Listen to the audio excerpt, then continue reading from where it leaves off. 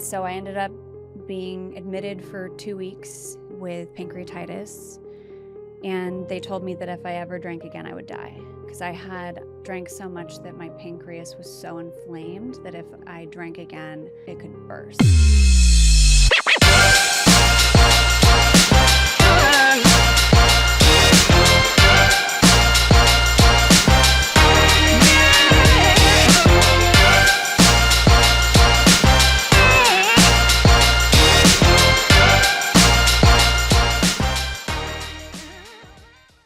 What's going on, guys? Welcome to another episode of the Journey to Solutions podcast, where we interview people from all walks of life who've overcome the impossible.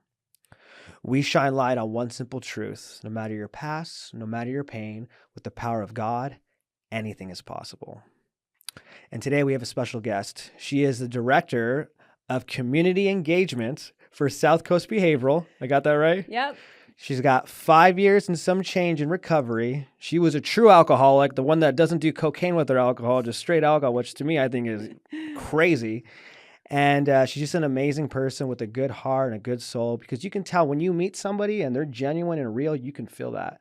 And she's somebody that does that. And I've learned that in order to heal, you need to feel safe. It's not what you say, it's not what you do. You need to feel safe. And she definitely creates that safe environment. So I want to introduce Sarah Mullin. Thank you so much. That was so nice. No, yeah, thank you for being here.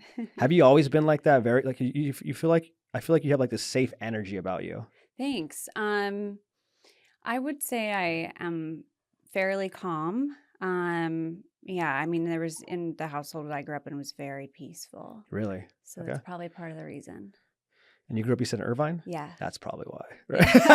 So if you guys don't know this, Irvine doesn't have any liquor stores. Nope. I don't think it has any bars, Nope. clubs. Mm-mm. It's very clean and safe. Family oriented, Yeah. good education, good schools. Mm-hmm. So Yeah. if you're growing up in this peaceful environment, most people think, when you become an alcoholic or a drug addict, you grow up in a very unpeaceful environment. So Dysfunctional, kind of run me through that. If you grew up in a peaceful environment, what? Yeah. So, I mean, my parents were together until I was 13 or 14. But even when they separated, my dad lived in our house for 3 years during the divorce, and we still had family dinners. I've never heard them fight to this day. Mm. And my dad had a rule because his parents were, his mom was an alcoholic and his dad was abusive and had a big temper. So he wanted to make sure that he never raised his voice in our house, and he never did. So it was like a great childhood. You know, my brother and I played sports, instruments, we had friends, church camps, all the things. And one of us kind of took the straight and narrow, and then I myself veered off a little bit. And at what age did you find yourself starting to rear off? College, so 19, 20. Okay, so high school you were good. You weren't. High school I was pretty good. I had gone to some parties. I started smoking cigarettes on the side. I was a little rebellious.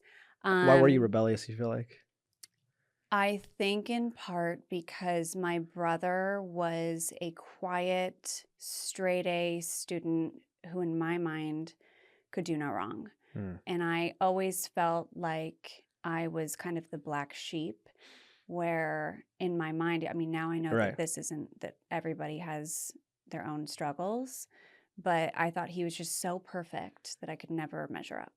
So did you feel like that pressure was put on you from outside people, or were you putting that pressure on yourself? Like, this is what I believe is happening. So mostly myself, but there was a lot of academic pressure in my childhood. So all of my cousins had gone to Ivy Leagues. My parents went to USC. My brother and I ended up going to USC, but it was considered almost not good enough. My dad was flying us around the country to visit Ivy League schools from when I was 6 years old. To plant that seed of academics is the most important thing in the world. And I remember in high school, a pivotal moment when he said, "I don't care if you sleep with the whole football team and shoot up heroin as long as you get straight A's." Wow. And I thought, okay, That's Noted. yeah, grades and academics, and I was taught that that was the way to get through life. Right, that's like the measurement of life for success or Yes, whatever is not grades. This is what we who you do, are, right? just This. mhm. And were you naturally, some people, I remember like my cousin was that person that never had to study and he would get A's. And I was always like, how does he do that? I used to like wish I was Yeah. like I'm just not going to study. I'm going to take that test. And I'm just not that person. Yeah, I'm not that person either. So, I mean, I was really active. I started like an HIV/AIDS awareness club in high school because I read this book on Zimbabwe that just altered my brain and thinking like I want to go to Africa. I want to help This is where the people. I want to travel, that's what Yeah, started. that's Yeah. where travel started to, get into my brain. And I did that, and I was in sports, and I didn't pay a lot of attention to my grades. And so when I graduated high school, I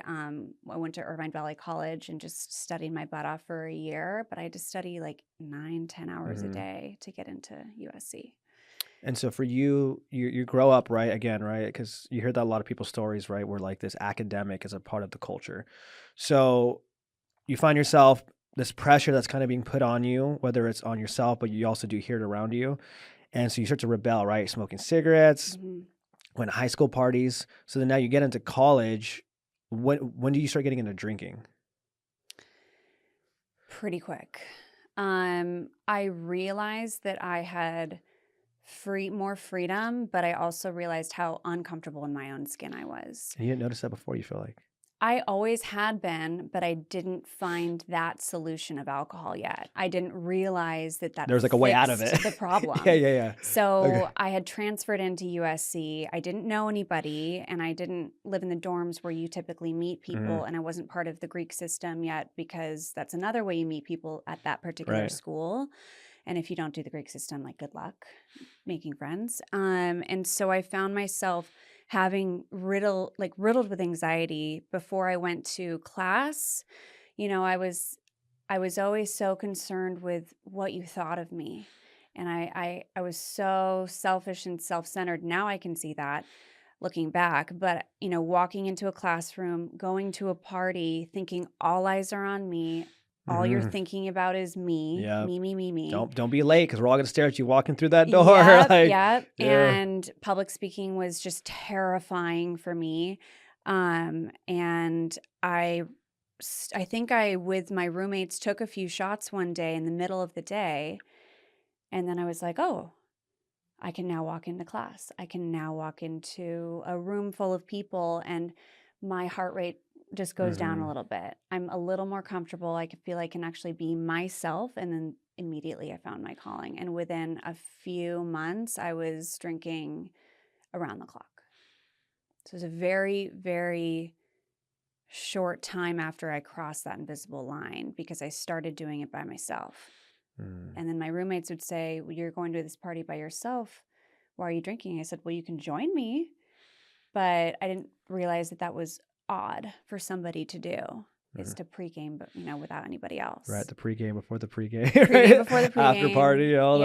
Yeah. Started putting vodka in my Diet Cokes, watered down, taking them to class. Mhm. So you're even showing up to school now just buzzes. That probably was like 8 or 10 months into that, Okay. where it just progressed into the daytime, So it starts off as, right, you have, nighttime. I always say spiritual experience, like your first one almost, Mm-hmm. right? Like wow, I'm comfortable in my Mm-hmm. skin. I can talk to anybody. I can go anywhere. It's almost like I could finally just be myself. Like, Yeah.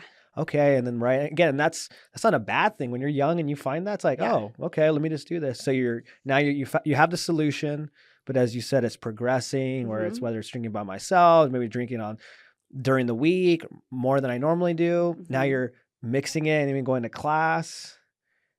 Yeah, I think it was my best friend was abroad in London, and it was 8 hours ahead, and it was nighttime her time, so the appropriate time to drink in college.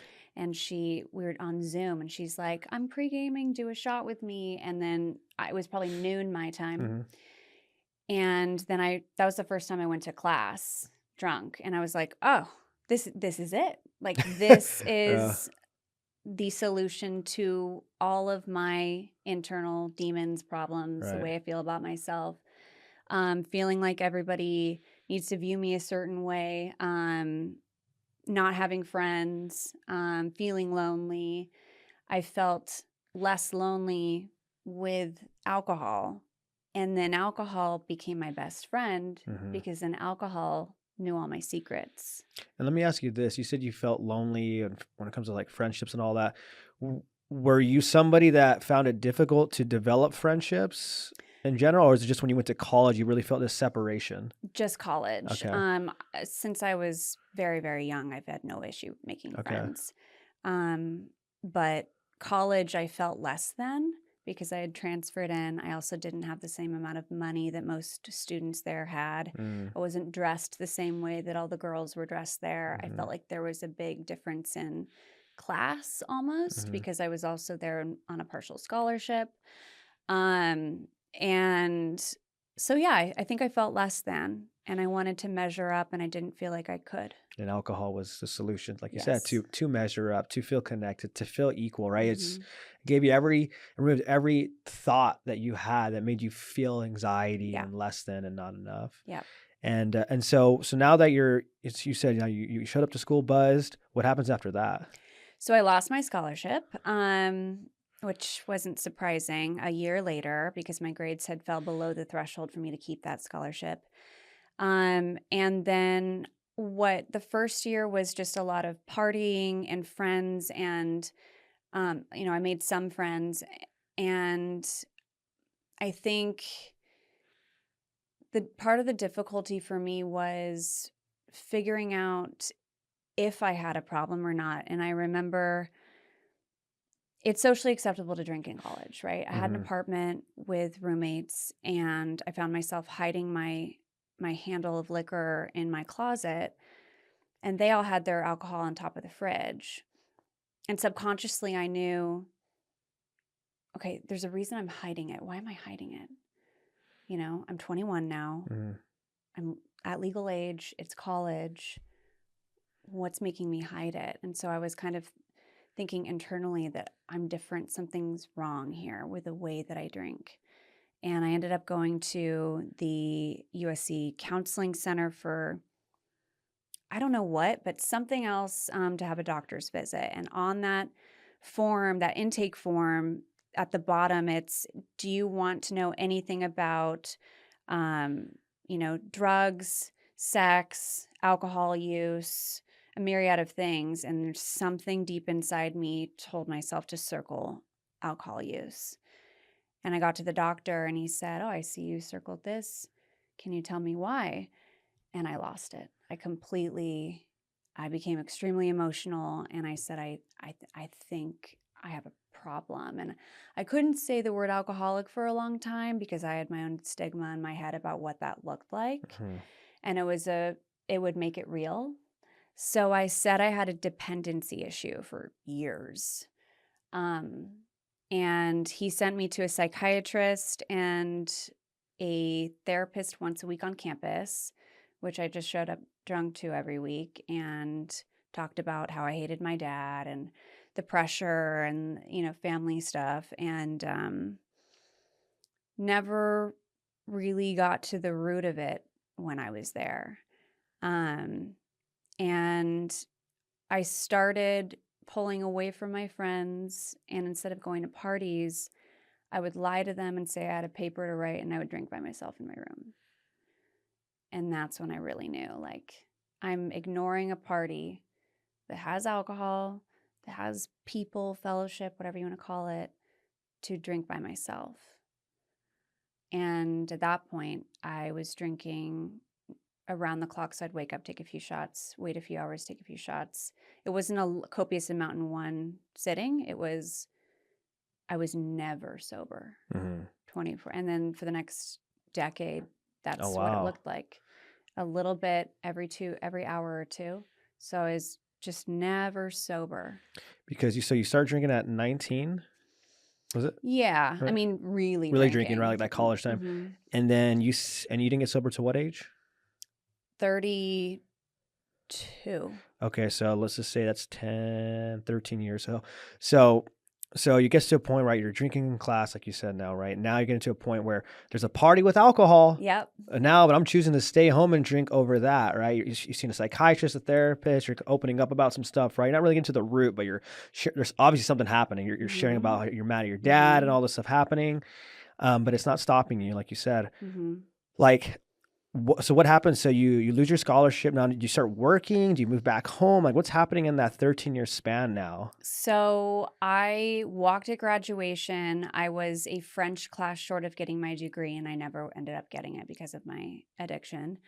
But I had like a business law minor, communication major. I did all the classes except for that one class because after I walked at graduation, I was supposed to take that class, and my drinking took off. And so I moved back home, got a job, and within 2 months after walking at graduation, my stomach had distended to the point where it looked like I was 8 or 9 months pregnant, and it was like rock hard. And that was over like a few days that happened. And I was having really gnarly pain. And I was at my mom's in Irvine, and I woke up in the middle of the night, and I said, I need to go to the emergency room. Something's wrong with me. And I was crawling on the floor to her room because I couldn't walk at that point. And she gave me like half an Ambien and said, just try to sleep.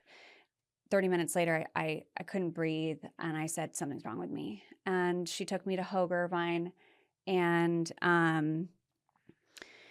this is probably 3 a.m., and they put me in this little room, and this nurse gets me alone, and she's standing over me, and she said, how much do you drink? And in my head, I'm thinking, how does she know? And of course, like many of us do, we It's a minimize. little bit here and there. And so I remember I said, well, I go to a lot of birthday parties. I got a lot of I'm my like, friends have what? birthdays. So maybe 4 times a week, 5 times a week, few drinks. So yeah, I kind of drink a lot. And she goes, how much do you really drink? Like, she just called bullshit. She knew. And are we allowed to cuss on Yeah, this? of course. Okay.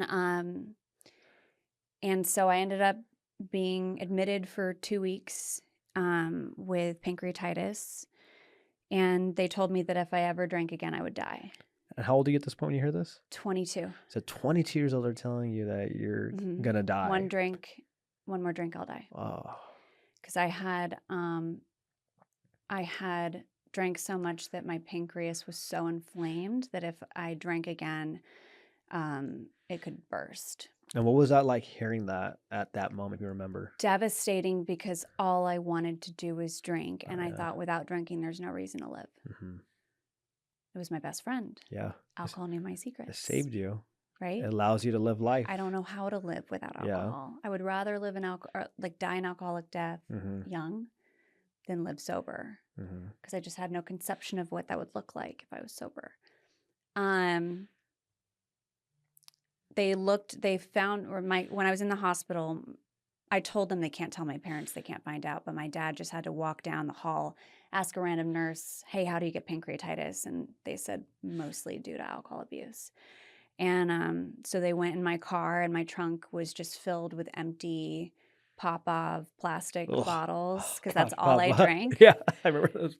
And then wine bottles. And I don't know why I never threw them away, but it was my Toyota Corolla just was like filled with empty bottles. And so I got to a sober living.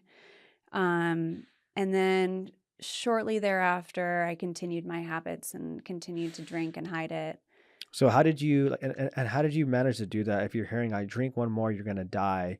You go to sober living. Like, what ended up happening? Did you feel better? Is that why? Did it kind of go away? I felt better, and I thought I could defy the system, and let me just try.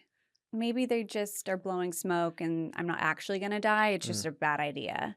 I can live with a bad idea. And do you remember how long was it from you heard that till you had the next drink? If you were to guess. Probably several weeks. Wow, it's that quick, yeah. Yeah. And so, yeah, I went into a sober living. I remember drinking there. I don't think they ever found out. And then I would go to meetings to appease my mom and my dad that I was like trying to get sober, but I was just on the side always drinking. And then I had my own place, and I continued. And I was in and out of the hospital probably for about the next two years, I was in and out of the hospital like every 6 to 8 weeks. Was that for? Pancreas, yeah. So I'd get pancreatitis attacks. So if I drink, I get a flare up, and the only way to calm down the pancreas flare up, and it sits like behind your spine, so it's like to your back, which is excruciating, is to have no food and water. So be completely NPO. So I had to go in the hospital, just be hooked up to IVs for hydration, no food, no water, because anything by mouth would make the pancreas do work. So that's the reason I had to keep going into hospitals. They would pump me full of opiates for the pain, and then take me off food and water for about 5 days, and then I'd get out. I would drink again, and then it would just be a vicious cycle. And how was that? Like, what were the doctors telling? What were your family telling you as they just see their daughter, their patient, and they're like, "What are you doing? Like, we told you, and here you are again. Here you are again." Yeah. I mean, I would lie to my parents and say that it wasn't due to drinking. I would not tell them sometimes. And then it got to a point where I was in the hospital so frequently that I would just text my mom to let her know, FYI, I'm going to the hospital again. She'd be like, okay, see you in 5 days.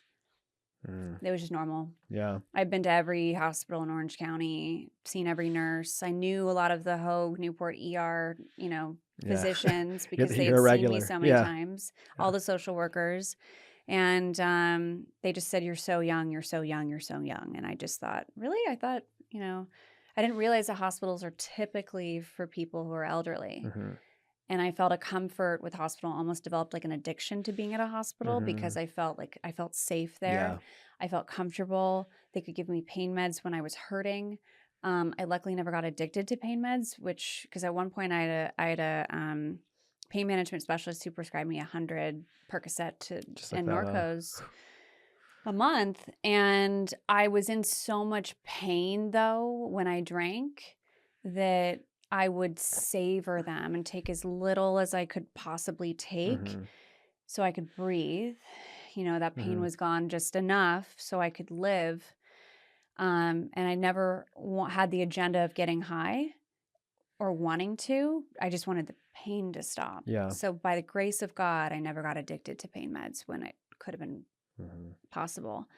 And then in 2014 or 15, they took like the 17th CT scan at this point, and it was reviewed by one of the top liver and pancreas surgeons at Orange Coast Memorial, and he said I had to have emergency surgery.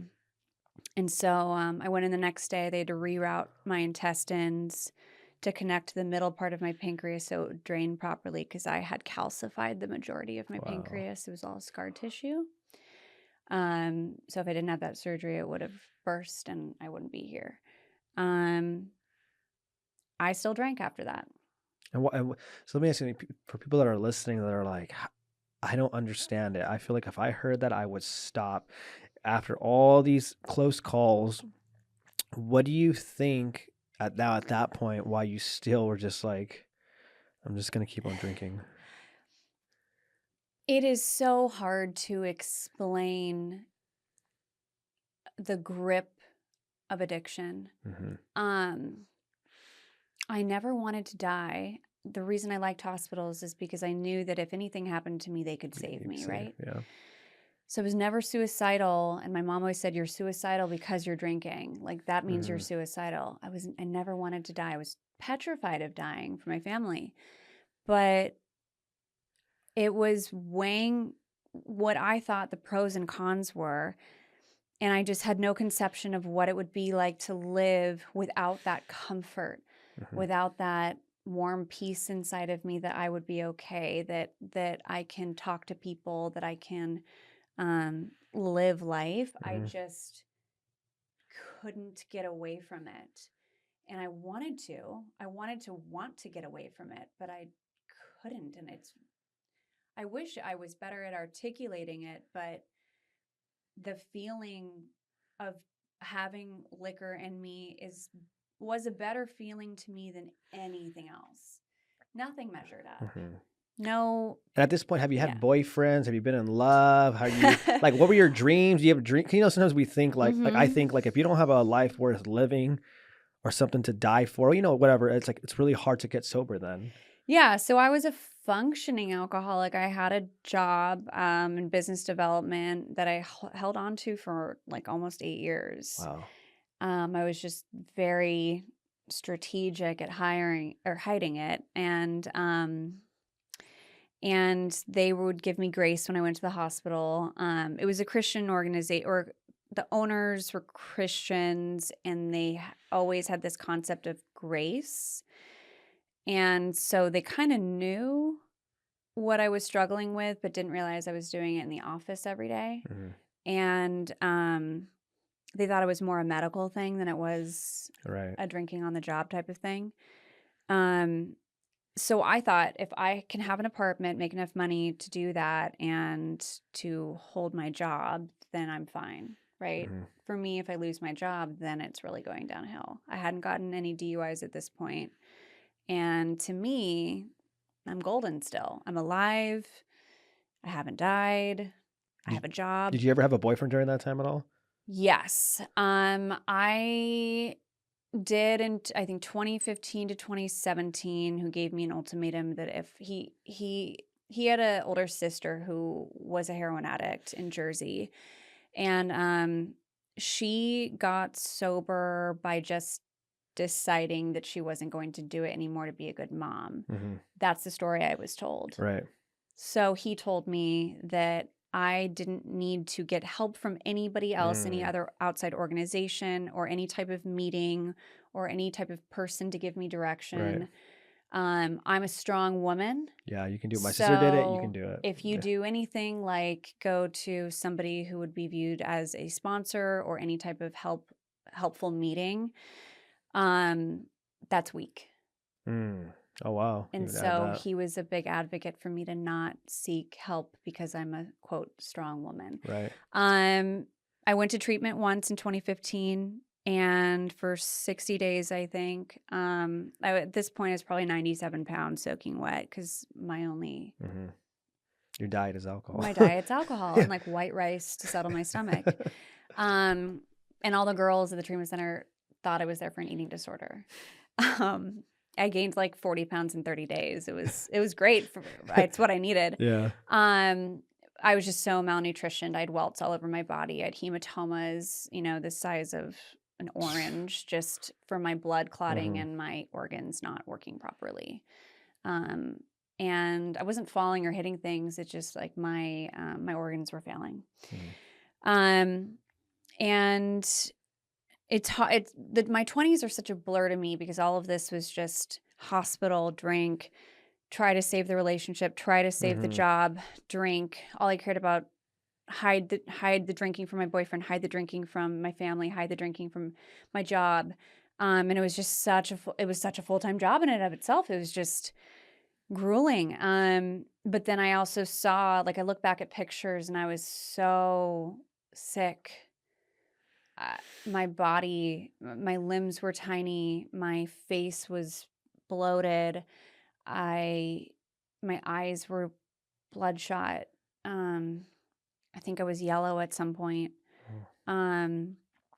That boyfriend broke up with me for drinking. And the remainder of my 20s were me on Tinder and any other social dating platform that I could get on for temporary affection. So I was sleeping around and just not getting into any relationship because that relationship taught me that I can't let anybody get close enough to know how much Mm-hmm. I drink.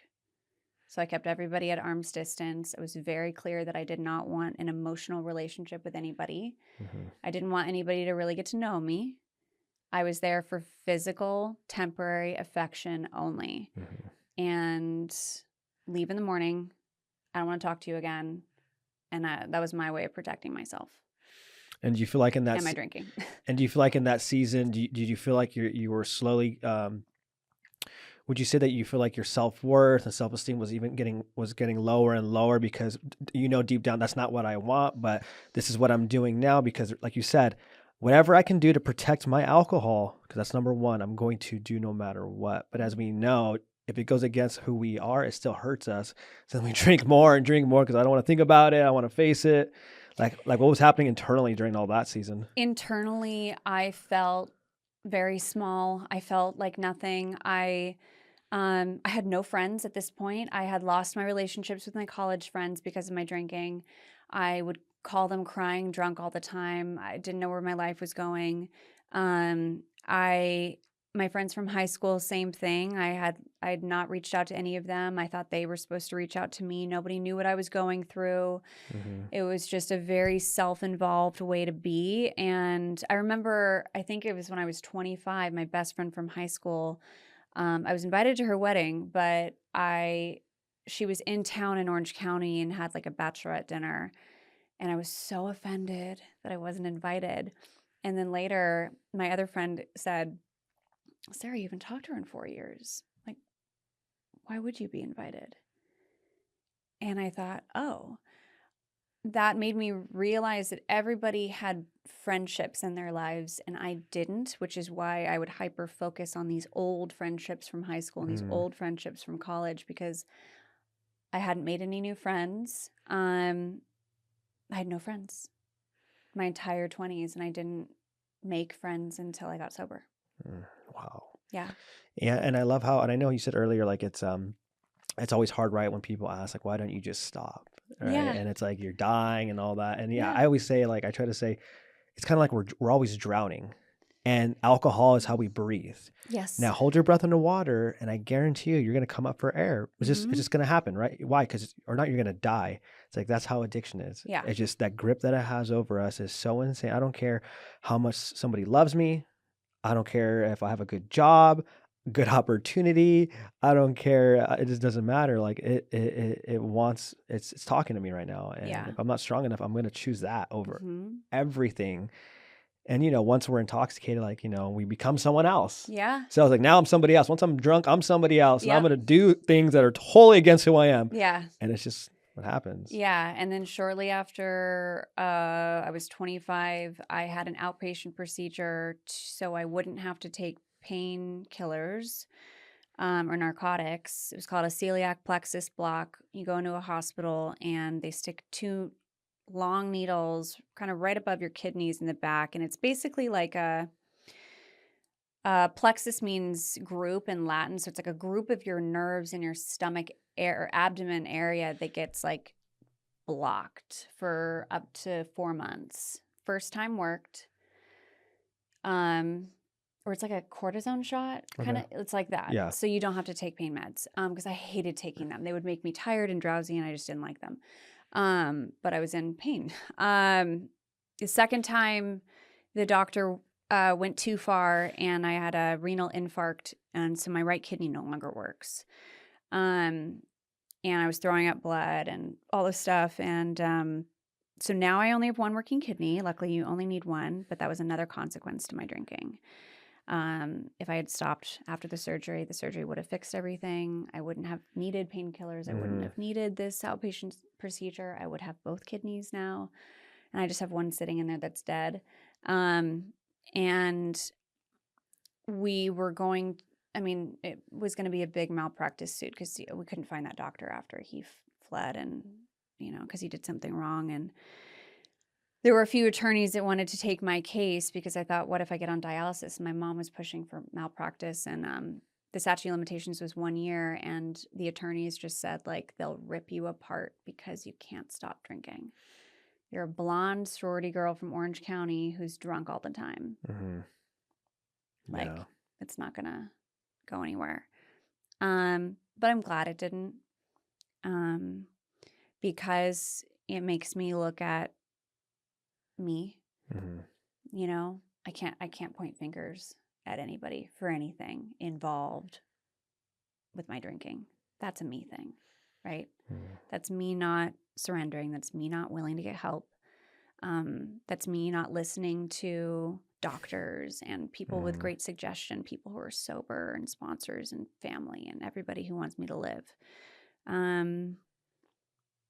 It's no one else's fault, right? But there's a gift that comes with being an alcoholic. And that gift is that you get to understand so many other people in this world who struggle with the same thing. And when somebody says, I can't stop, I know why. Like, I know what Yeah, you that get feels it. like. And so I'm grateful that I had all these physical consequences because now I'm fine. But like the pancreatitis, I had ulcerative colitis, I had gastritis.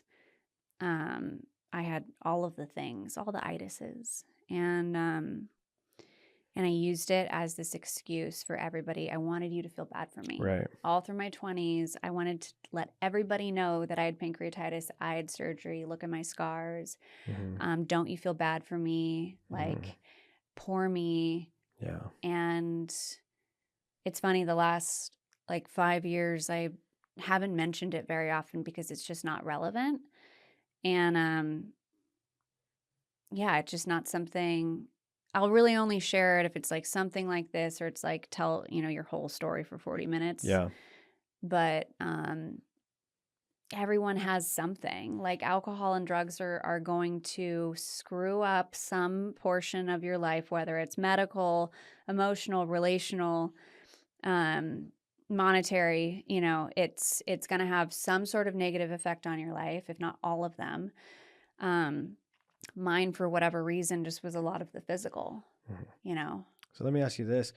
What was it for you, like your rock bottom? What was it for you that you finally clicked and you surrendered and you're open to now, I'm going to try to get sober? Like what was happening in that season of your life and what did you discover underneath all that?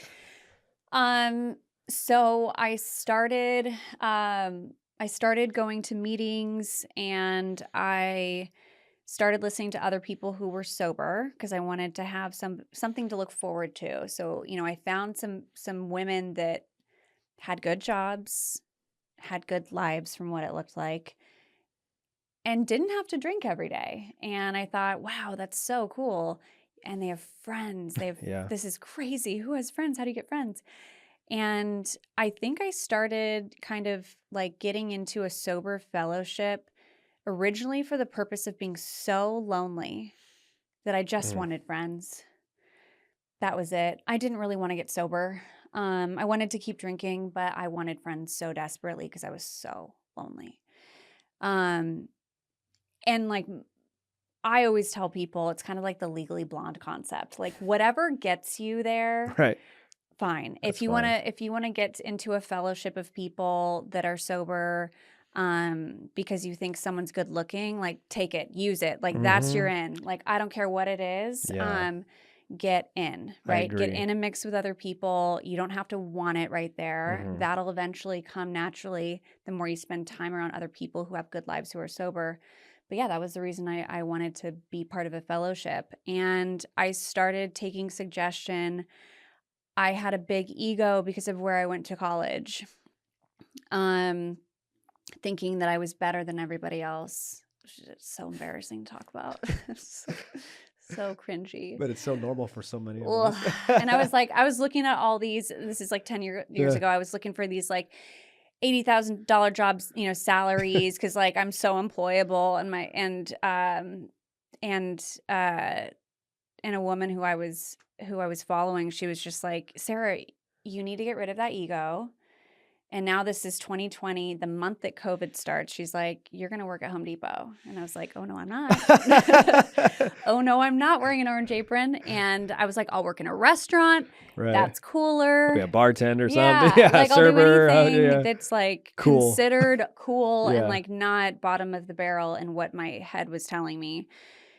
And she's like, nope, you're going to work at Home Depot. And I surrendered to that and just said like, okay, I want what she has. I'm going to take her suggestion. At this point, I had gotten 2 DUIs. I didn't have a license, didn't have a car, didn't have friends, didn't have anywhere to live. I had lived in motels in Costa Mesa. And at that point, I'd felt really empty because I was just kind of inviting random guys over to fill the void. And I started feeling really empty because of that. I felt like this is kind of gross. And you're doing that sober now. when you're chasing like validation in that way, or is it before? No, I was still Oh, drinking. so it's still So okay. I'm still drinking, but I'm not drinking. I'm like every other day. And I would call her, and some days I would say, I didn't drink today. Most of the time I would call her and say, I drank today. Yeah. But she was trying to get me to practice honesty. So for a long time I would call her and say, I drank today. Okay, what are we going to do tomorrow? So I was really trying to stay sober. So I found a place to live with an older guy, and I could afford it. Whatever it takes. Couldn't afford a sober living at the time. Sold my 401k from my last job that kept me afloat for a little bit, and then I had a bike I bought off somebody. Rode my bike to Home Depot every morning. Realized that I couldn't get past that liquor store in the morning without going in. A few little baby bottles just to get me through the shift. And so I requested the 6 a.m. shift because that's when the liquor store opens. And so that was my way of protecting myself from myself. And I said, I need the 6 a.m. shift. I didn't tell them why, obviously. And I got it. So I got the 6 a.m. shift, worked full time there for a year and a half. And that 6 a.m. shift saved me from every time I rode my bike past that liquor store, I didn't go in because I couldn't. They weren't open yet. And for me, I have a pet peeve. Like, I'll never be late anywhere. I'm always early. So day by day, I just took the next indicated step, and I would ride my bike to work, ride my bike home. I would have somebody take me to some sort of meeting. And then I would get back to home and go to bed sober. And my roommate, boyfriend, I don't know what you would call him.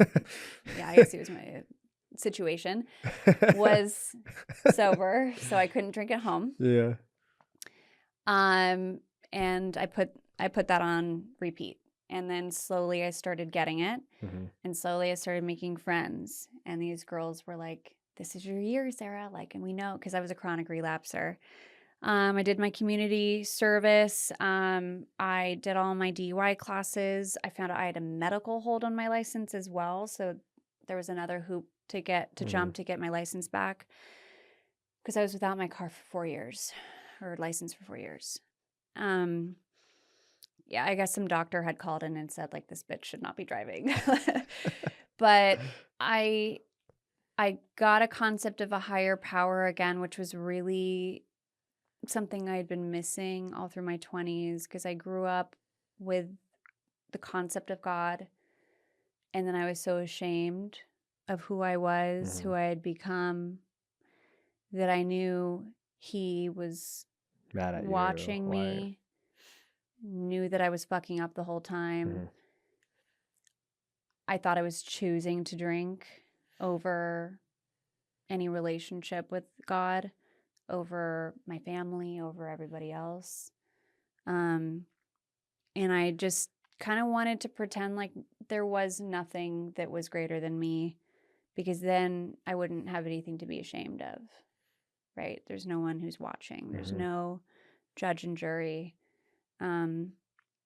Slowly started like accepting that there's something bigger than me, and that I'm beyond human aid at this point. And I need help.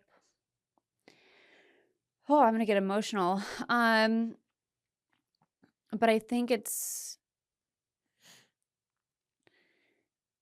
everyone has their own journey with it, right? Like, I had to relapse a bunch of times, but it was the last time that I did that I think I only had 2 shots, but I had learned a little bit about the tools to stay sober at that point in time. I had met people. I had started making friends who were rooting for me, and I felt like I'm letting everyone down, and myself and God.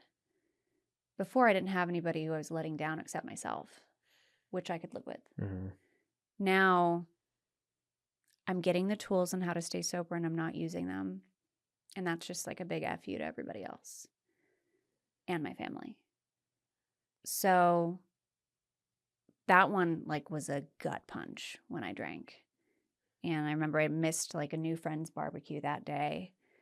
And I was just deeply ashamed, and then kind of like almost out of spite, because there were some women who had said like, I don't think you're going to ever get sober.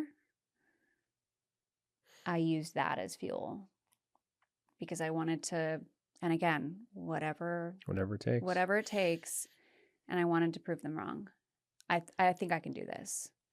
And I kept a really regimented routine for the next 6 months.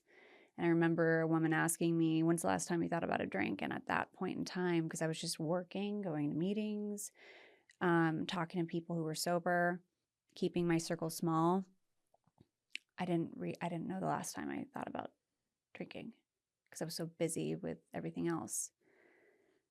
And I was like, wait a second. And then I just started crying because I thought, not me. Like, I thought my addiction was like the strongest hold that like nobody had ever seen anything like it again. My ego is always very like, it's harder for me than it is for you. Not like you. I'm different. Trust me. My disease is like nothing you've seen. If you only knew. Yeah. And then of course, the more people I met who had gotten sober, it's like addiction is just addiction. We all have that same pull, that same grip that the drugs or alcohol or whatever it is has on us. But it's about taking the tools of thinking about things outside of yourself, right? To learn how to start living sober. And so I think I did a panel at a treatment center when I had 9 days sober this last time. And I asked the person who invited me, like, what do I have to offer? I have less time than the people I'm speaking to. And he's like, believe it or not, like you've been through it, that you've had 30 days relapse, 60 days relapse, whatever. You still have a story to share of what you're trying to do here. And that was this sobriety. And I think that was important because I learned what giving back can do and what service can do, and that you don't have to have time sober is just a number. It's really like you can be of service to anybody else who's trying to get sober, no matter how many days you have. You have 1 day sober, guess what? You can share a lot to other people who are trying to get sober. It's not a flex to have a lot of time. You just have another day. It's just numbers. And somebody get 10 years and act like they have 10 days sober. Yeah. You're like, that guy has 10 years? Well, Yeah. Better do something right. So I got the concept of service and through that. And then I started talking to other women who had trouble staying sober and would relapse frequently, and let them know that they're not alone, and that like we are all the same. Like we're cut from the same cloth. Like it's really hard to do alone. Like it's really hard to do by yourself. I need a community. I need friends who are like-minded. I need other people who get the deepest part, who understand the deepest core part of my being, which is that I'm an alcoholic. And I'm given this gift that so many other people have, that I was able to finally recognize that like I had been so self-seeking, just so selfishly driven. And I had a lot of self-pity for my medical issues that weren't really that different than anybody else who's trying to get sober. It's just a means to an end, right? And then I started getting the gifts of sobriety very quickly. I got a new job. I had a ton of friends by the time I took 1 year. I invited my parents. I invited my aunt and uncle. There were probably 100 people there just that I had met.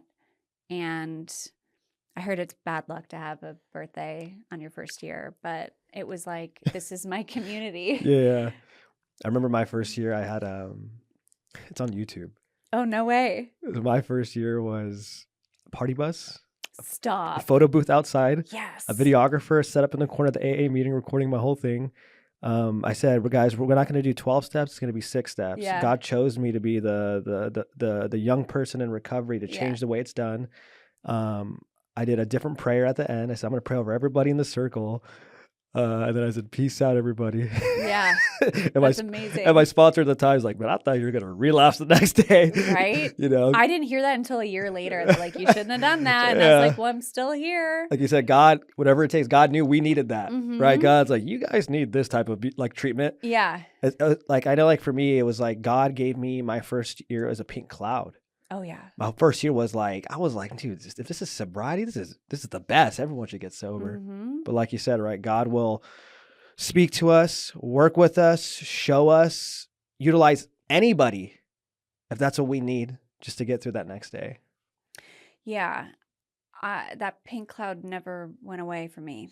It just hasn't. Yeah, that's cool. It just keeps getting better. Yeah. Like I got into a relationship when I had 9 or 10 months, Mhm. and he had vetted me, through some other people in the program. Like, does she work a good program? Mhm. Is she solid and all that stuff? And he had a lot more time than me. And 4 years later, we're still together. Wow, that's awesome. And we do the sobriety thing together. And then I have all my friends are sober. I mean, almost all my friends. I keep getting better jobs. I get to travel sober, Mhm. see the world. I have a relationship with my family members again. They're not worried that I'm going to die every day because they had already written my eulogies. They'd done the whole thing. So for you, now that you have over 5 years and we're hearing your story, over 4. I'm coming up on 5. Okay, so you're almost gonna have as they say, your head comes out your ass, as Mm. they say. Yay. Yeah, So, can't wait for that. Yeah, 5 years is a funny one. Oh boy. So you're going into your 5th year. Like, what do you do? What does your lifestyle have to look like so you don't go back that route? Because we all know, right? Like for me, and people can disagree. I just like being humble. I'm like, I'm never guaranteed to be sober for the rest of my life. Like, I got to remember that because I can easily feel like I don't think I'll ever drink again or I can feel that all the time. I can't. But I also know how I am because my wife will point out, she said, man, you're such an addict. I go, what do you mean? She's like, look how you do everything. I'm like, what do you mean? Because she's a normie. So she's like, that's not normal. And I'm like, what do you mean? She's like, you find something, you go all in, you obsess, you invest, you do all this stuff, and then it blows up. And then you go, okay, I got to take a step back. She's like, I was like, oh yeah, I do that, huh? I think it's finding healthy outlets for my ism, right? So I become a little bit of a workaholic, but I have to make sure that I watch myself on that and give myself breaks and give myself some grace on certain times because I tend to work 24/7. Luckily, I love what I do, but I think it's also, for me personally, about staying in the middle of the pack. So I have to surround myself with people who want to keep bettering themselves, whatever that looks like, right? So if they are like just somebody who is always trying to do better, be better. And currently, like, that's how my friends operate. Like, we're always trying to help people. We're trying to make sure that like we stay right sized. And then I have fun in sobriety, which is really important. I go to fun dinners. I go to the beach, play pickleball. I do all sorts of stuff, travel. You know, staying in the center of other people who are like-minded to me is like the main thing because it is harder to segregate yourself. I mean, I was an isolated drinker, so I have to do the opposite of, trust me, I love being alone. I mean, me and Netflix all day in sweats. Are you naturally introverted, would you say? Yes. Okay. And the reason I know that is because I get drained from social interactions. However, I enjoy social interactions, but I'm tired after. Not as much as like I'm an extrovert. I can go to an event, I feed off of everybody, and then I'll crash maybe down the road. Yeah. Versus they're like, okay, 2, 3, okay. Yeah. So naturally an introvert, which might surprise some people. But I would love to be alone all the time. But I have to force myself not to be because I have to do the opposite of what I did in my addiction. So if somebody was a social drinker, maybe they want to take some like spiritual me time and like go on some hikes and like meditate and do you know what I mean? But it's, for me, whatever addiction looked like, stay away from that as much as possible. And that's a closed bedroom door for me. You know what I mean? That's just me, myself, and I. and then I get in my head too much, and then I will, creep back the self-pity and Create new mental health make, problems to yeah, focus on. make up problems Yeah. that don't exist. Yeah, and Like for the solve them. longest time, like I thought that something had happened to me when I was younger, and I was like, maybe I was something like in my sleep, something Yeah. happened to me, and like, no, I'm just an alcoholic. It's not Yeah. really more complicated than that. I just Yeah. am. Yeah. Nothing made me this way. I am this way, Mhm. but that's a gift, Mhm. So it's just a different Mhm. way of looking at it. No, I love that. So now you're living a life and you're having fun. I love that, right? Because I think having fun is so important. Yeah. Some people think I get sober, you can't have fun. It looks different for everybody. Yeah. As I always tell people, like you have sobriety, you have recovery, and then you have discovery. And discovery really is because, like right, getting into sobriety and recovery, that's the beginning. Yeah. Now it's like, what do you want to do with your life? Yeah. What do you want to become? What do you want to do? Where do you want to go? Like, we don't just get sober to stay like in recovery. Like, it's all I am the whole time. It's like, Yeah. no, it's like, now you can go on that trip. You can go back to school. You can Yeah. take that risk or whatever wild life you want to live. What did you discover about who you are and what you want to do now? Now that you have this more clear mind and clear focus, like what were some things on your journey you're like, wow, this really changed my life. I really want to do this. I really love this. I got back what I had lost, which is my ambition. When I initially went to college, I was doing all these internships, and I was, wanted to like make something of myself and do something that was meaningful and worthwhile. The difference now is I've discovered that helping people is what I now get to do for work.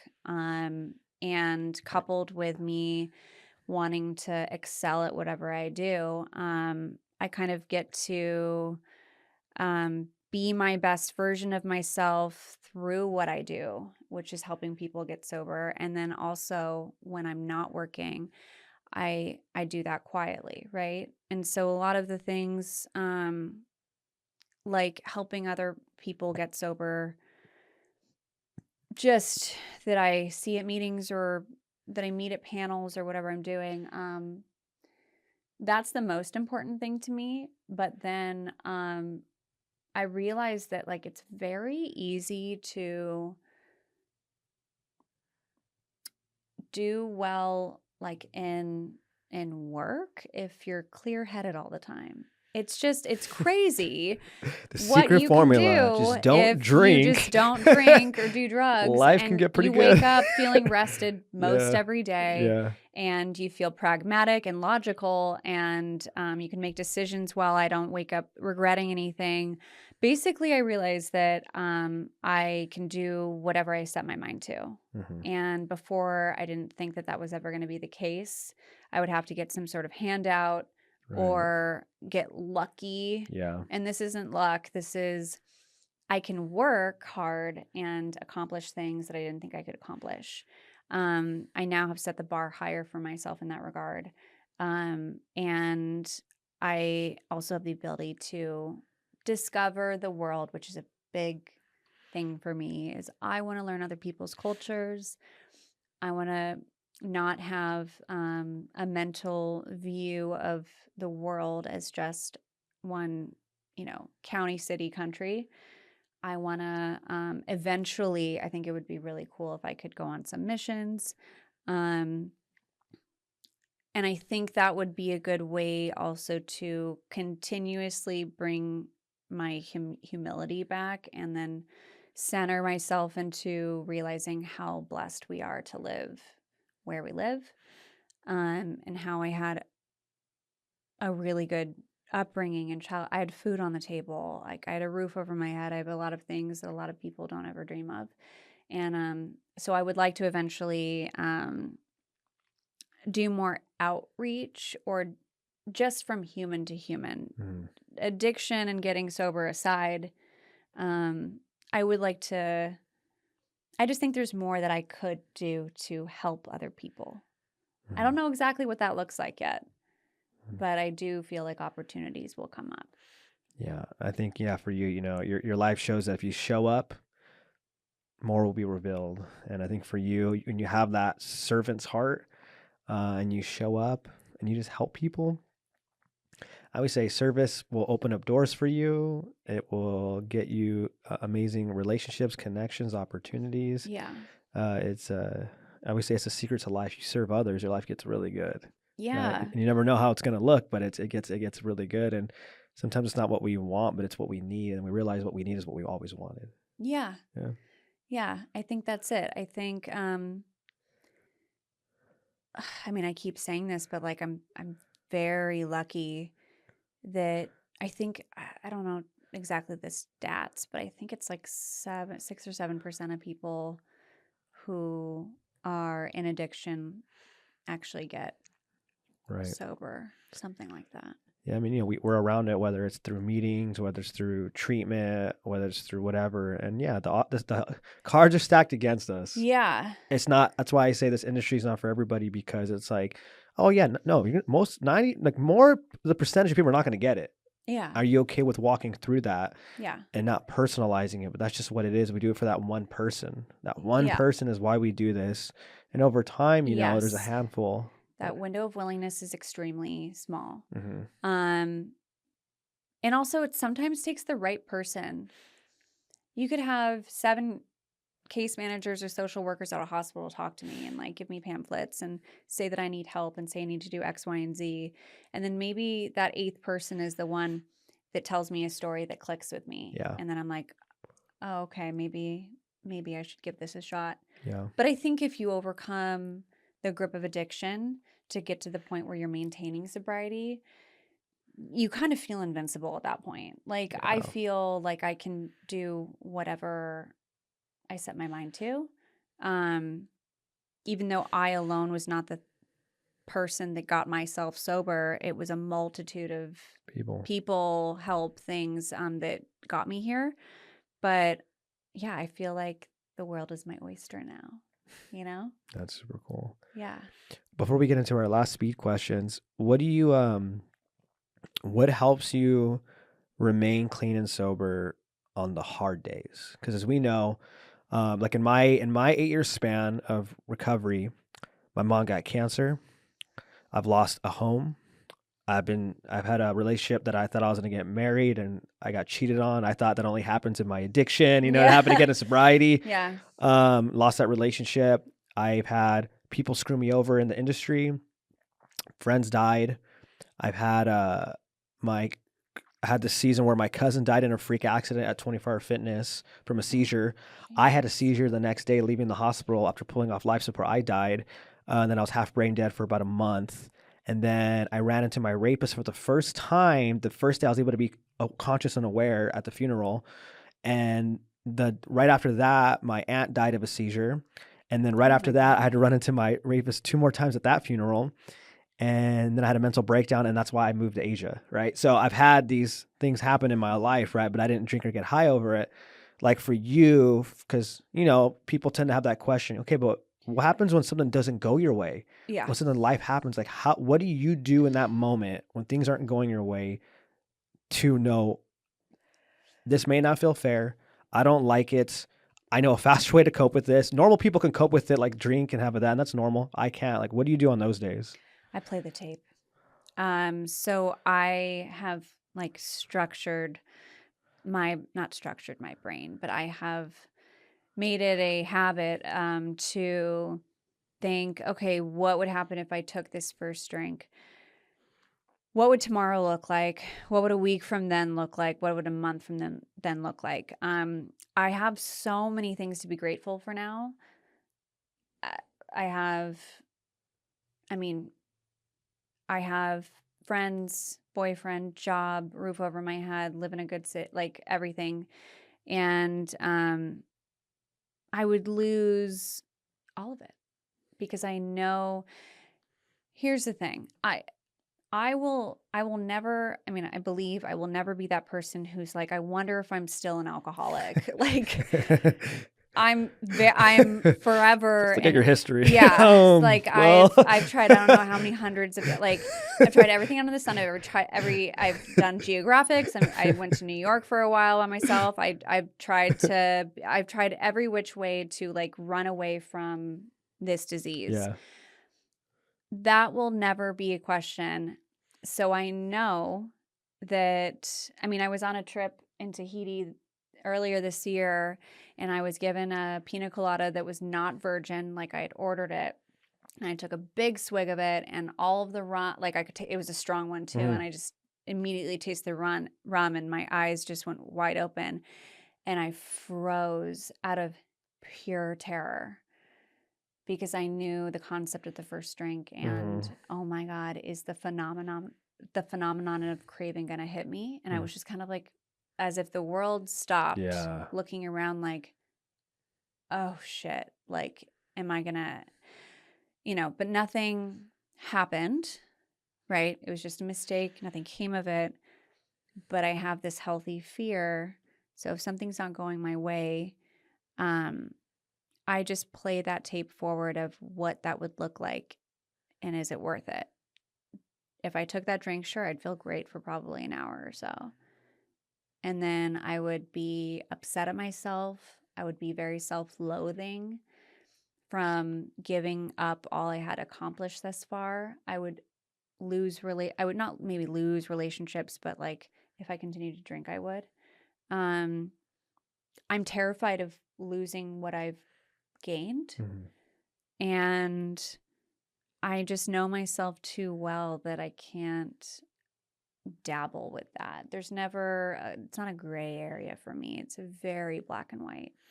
I have to be abstinent from anything that is mind altering for the rest of my life. And I'm okay with that because I have a very happy life now. But yeah, things don't go my way. I've had you're not nothing like what you've gone through, but there've definitely been times where drink sounds good. But I have to be very cognizant of where that would take me. No, I love that. Yeah, I think playing out the full tape is such a powerful technique because you get to see like what is this going to end like, and when you can kind of get to that place and make it a natural habit, it is very good. And then the second thing you said too, but I have a life that I love, and I think that's key because you see a lot of people in recovery that are miserable because hey, not picking up a drink or drug doesn't change anything. There's work to be done. And also you can do the work on you, let's say, for that part, but then you're not actually trying to build a life worth living. It's going to be really hard to exist in that space long term. Yeah. And so I love that you said that, play out the tape, and you also have a life worth living for. So you have something to like, you have these tools like, and also I love this, so I'm good. Yeah. Let's just walk through this. For my final speed questions, and just know the second time I bring you on, I want to talk about travel. Okay. I want to do holding on that because I know we can go back and forth. Yeah. Because travel's so healing. Are you a reader? I want to be. Do you listen to audiobooks? Yes. No, podcasts. Podcasts. Yeah. Okay. Because this question we usually ask people, what are 3 books that you would recommend to somebody to read that could completely change their life? Is there any books that you can think of that you have read, or if not, podcasts that you'd recommend to people to listen to?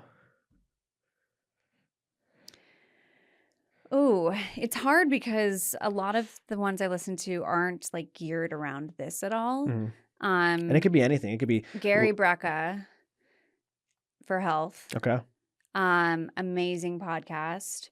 I like to go the naturopath route when it comes to medicine. So anything that is like talking about your diet and whole foods and things that you can do. Gut health and because when I was drinking, I forgot to mention this. I would be drinking green juices. I would get blood work done. Don't mind the alcohol and the blood work.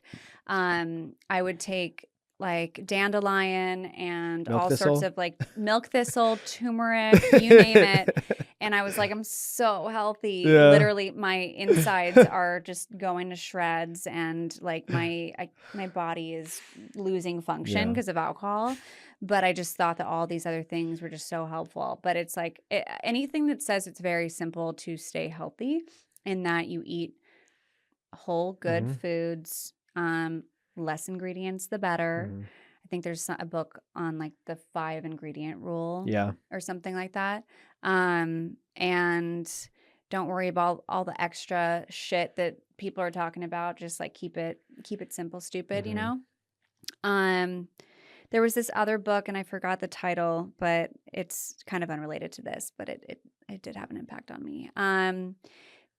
But I want to be a reader more. My boss just gave me a book yesterday that I want to read about being a leader. Okay. Um, Those are good books. Leaderships are really yeah, good because a lot of it you already do it. It's just you're kind of now having a structure of like, oh, no, that's why that works. Oh, look, they talk about service. Oh, look, yeah, they talk about, listen to people, little things that you're like, I already do this, yeah, but it kind of just gives you more of a focus of like, okay, cool. I'm going to double down on these things that I do. yeah, Yeah. yeah, exactly. The rest of my podcasts are like serial killer podcasts, so like I'm not gonna. Entertain serial killers Yeah. to protect yourself, guys, if you Yeah. ever run into one, right? Yeah, sure. Or how to do it. We're sick is like it's a new woman phenomenon. We just hey, we want to be safe and we want to know what to look out for. Fascinating though. Or how to get away with it. Or if someone's making me angry. Right. No, but I mean I wish I had more for that answer. I just don't. Those are perfect. Have you gotten into peptides yet? No. That's the whole new health I craze. tried NAD Okay. a week or two ago. Did you do the IV drip or did you do a sub-Q? Sub-Q. Okay. And I think B12. Okay.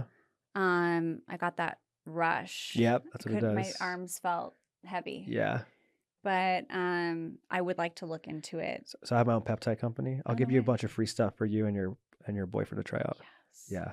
Yeah. My stuff's all luxury. Perfect. Yeah. Crushing it right now. I want to learn more about it. It's the future. Like my wife takes it for her. She had SIBO and IBS and she got she got a parasite from she was traveling in Guatemala and cedar cyanide. All the top doctors couldn't fix it. Felt defeated.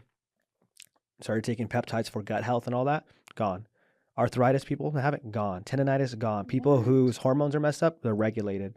People's hair's falling out, everything, their hair's thick again. Like it's losing weight, muscle building, internally feeling good. It makes you feel like you're so optimal and so healthy and it's good for you. And so because of that, guess what happens? Your marriage gets better. You get a better job. Why? Because you feel so good now that you're able to go live life.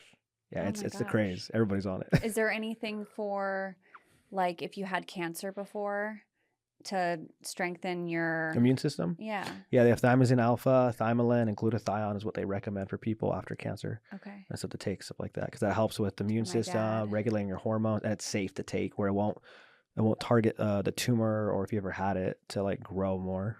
Okay. Mm-hmm. I want to look into that for him. Yeah. Be a good Father's Day gift. That'd be nice. Or Christmas. Yeah. Yeah. Yeah, they're amazing.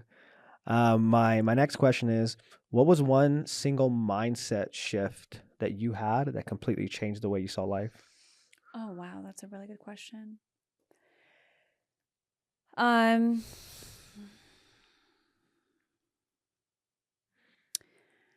Taking accountability. I don't know if that's answering your question, but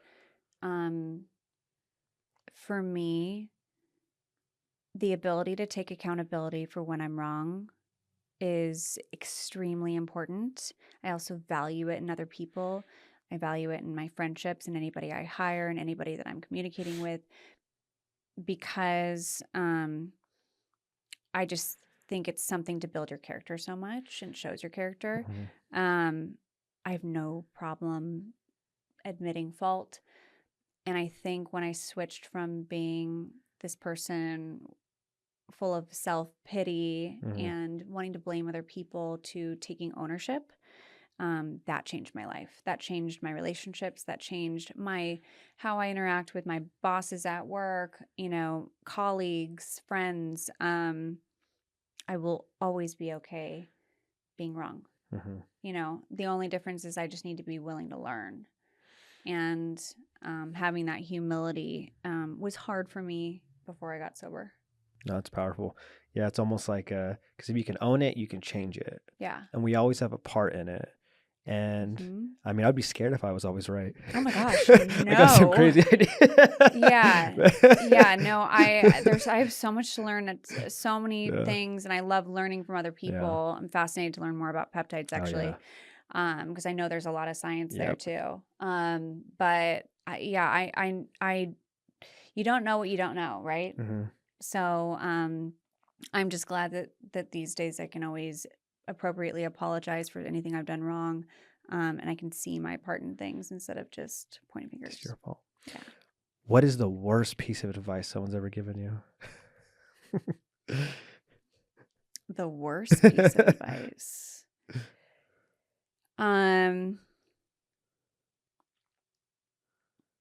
It's probably from that ex-boyfriend. Mm, Don't ask for help. Figure it out on your own. right. Asking for help means you're weak. Yeah. Yeah. That's the worst advice. That's a good one.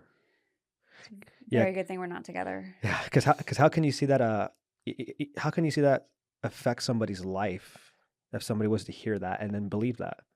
Yeah. Like I have to figure it out on my own. Mm-hmm. I mean, that's different than like me being, you know, without a home, calling my mom, and my mom did the right thing, which she said, "I love you. You'll figure it out." Every single time I called her, "I love you. You'll figure it out." Because she knew that I had to figure it out on my own. But his advice was, do it only on your own. Mm-hmm. And you are the most powerful thing that you have. Mm-hmm. And it's your decision and it's your power. And it's just not like if it were up to me, I'd be drinking. Yeah. You know, that's a good one. I need a wolf back around me. Mm-hmm. Yeah. We need people in general. Yeah. Anything. I always say nothing in life of significance has ever been done alone. There's no such thing as a self-made. I'm like, no, someone helped you. Yeah. You learned from somebody. You heard from something. You need a team. This is what it is. So in life, we need each other. Everybody has a mentor of some sort or something like that. Yeah. Friends who lift you up. Being alone is both. It's just a black hole. Just a bad idea, especially for me. I need people. I love that. Yeah. And then let's say for the person who's struggling today, they're at their rock bottom. Mm-hmm. They have similar stories to you, especially like the wild alcoholics. They got health concerns, nothing stopping them from drinking, right? You have 1 minute with them and they're feeling hopeless. Again, they're same thing. My disease is different than your disease, right? Mm-hmm. I can't. I just want to die. What would you want to tell that individual in 1 minute to give them some hope? Oh gosh, so many things. I would want to tell them and love with them and say that there were so many times that I was in the exact same shoes that you're in. I know you feel so different, but we really are all the same. And I know it sounds hopeless. I know it doesn't feel like you can really accomplish anything and that you can overcome what you're going through right now. I understand you're broken and you feel just, nothing inside, but you have to look at those that got through that. I'm one of them. I can help, I can guide you through that process because I remember thinking just what you're thinking now, which is that it's impossible and that no one understands. I understand. A lot of us understand. You just need to take that time and listen to other people who came before you, and accept the help. We can't do this alone. We're not alone. But trust me when I tell you, I understand. I hear you. Your feelings matter. Your thoughts matter. I get it. Just take some advice, take some suggestion, and I can help you get you out of it, really. I love that. And where can people reach your team if they want to get help? It would really just be either my phone number, 949-697-1177, or via Instagram, Sarah K. Mullin. And I work at South Coast Behavioral Health, so our website as well. But anybody who needs help can reach out to me directly. I love that. And she gave her number, guys. I'm saying that. Don't be afraid to call. Do not be afraid to call. I'm always available. Remember, she said she's a workaholic. She works 24/7, so she will pick up that phone. I will. Even if she shouldn't, she gets some rest. She'll pick it up for you. Yep. Well, I just want to say thank you so much for making the time to be here, for being having me. who you are. I can tell you have the gift of making people feel comfortable in their skin, safe, and that they can trust you with their life. And that's a gift. Thank you. So just know whatever you're doing, it's working. Thanks. So yeah, so just thank you for being here. Thank you for having me. This has been awesome. Of course.